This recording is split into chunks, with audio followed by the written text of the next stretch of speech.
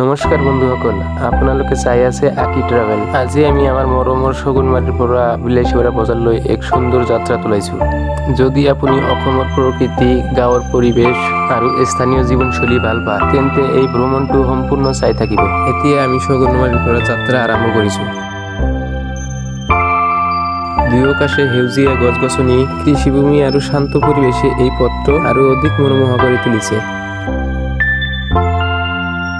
পথত দেখা পোৱা প্ৰতিটো দৃশ্যই যেন অসমৰ প্ৰাকৃতিক সৌন্দৰ্যৰ এক জীৱন্ত ছবি।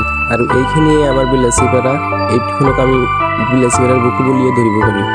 আৰু এটা কথা হ'ল কি দোস্ত, আমাৰ ইয়াত যিটো ৰাংচাং আছিল তাত এটা ৱাটাৰ পাৰ্ক বনাইছে, বহুত ভাল লাগে তাত, আপোনালোকে আহিব পাৰে সকলোৱে। যাত্ৰাৰ মাজত পথৰ দুয়োকাষে সৰু সুৰা দোকান, স্থানীয় মানুহৰ ব্যস্ত জীৱন আৰু গাঁৱৰ পৰিৱেশে মনটো ভৰাই তোলে।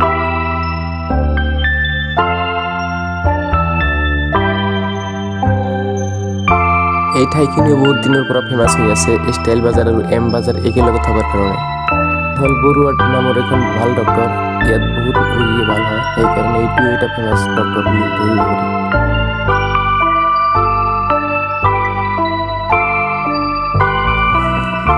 যদি আপুনি বিলাসীপাৰালৈ আহে,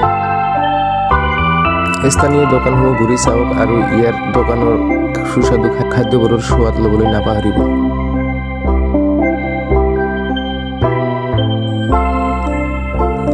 আৰু দোস্ত, আৰু এটা কথা হ'ল কি, আমাৰ বিলাসীপাৰাত বহুত ডাঙৰ এখন চিলি মাৰ্কেট বা মৰিচ জলকীয়াৰ মাৰ্কেট আছে। আপোনালোকে ইয়াত মৰিচ জলকীয়া কিনিবলৈ আহিব পাৰে বাহিৰৰ পৰা।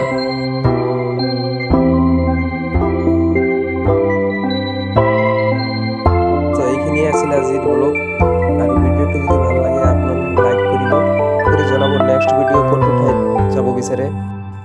আৰু যদি আমাৰ চেনেলত আপুনি নতুন হৈ থাকে, ছাবস্ক্ৰাইব কৰি বেল আইকনটো বজাব।